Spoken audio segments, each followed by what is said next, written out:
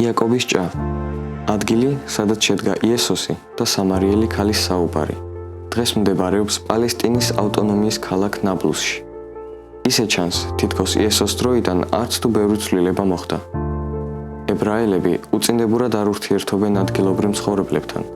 ებრაელისთვის იქ ყოფნა უბრალოდ საშიშია და თუ მას ესაჭიროება გამგზავრება მაგალითად გალილეიდან იერუსალიმში, არასოდეს სწავა მოკლეგზით სამარიაზე გავლით. განსხვავება იესოს დროსა და დღევანდელობას შორის მხოლოდ იმაშია, რომ იმ ადგილებში, სადაც სამარიელები ცხოვრობდნენ, ახლა არაბები სახლობენ. იესოს დროს იუდეველთა და სამარიელთა შორის დავა იყო იმაზე, თუ სად უნდა ეცათ თაყვანი ღმერთისთვის. ჩვენი მამები ამ მთაზე სცემდნენ თაყვანს. თქვენ კი ამბობთ, იერუსალიმშია ადგილი, სადაც უნდა სცემდნენო თაყვანს.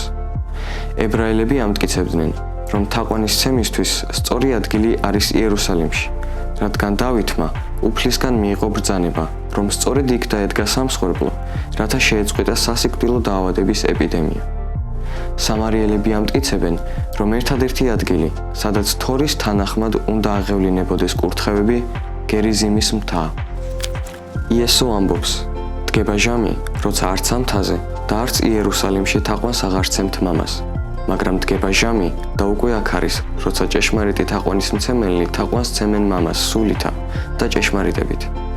დღეს ტაძრის ადგილზე იერუსალიმში მდებარეობს მუსლიმური მეჩეთი, ხოლო გერიზიმის მთაზე მუზეუმი, რომელიც ტურისტებს სამარიელების შესახებ მოუთხრობს. ღმერთი არის სული, ის უხილავია. თუ კი უხილავია, მაშინ მის მიმართ თაყვანისცემაში ხილულ ფორმებს მეორეხარისხოვანი მნიშვნელობა აქვს. არც ამ მთაზე და არც იერუსალიმში. პავლე მოციქული ეყრდნობა წინასწარმეტყველთა სიტყვებს სულიერი თაყვანისცემის შესახებ, როგორც მცნებებს, რომლებიც დაწერილია არა ქვის ფიცრებზე, არამედ გულის ხორციელ ფიცრებზე.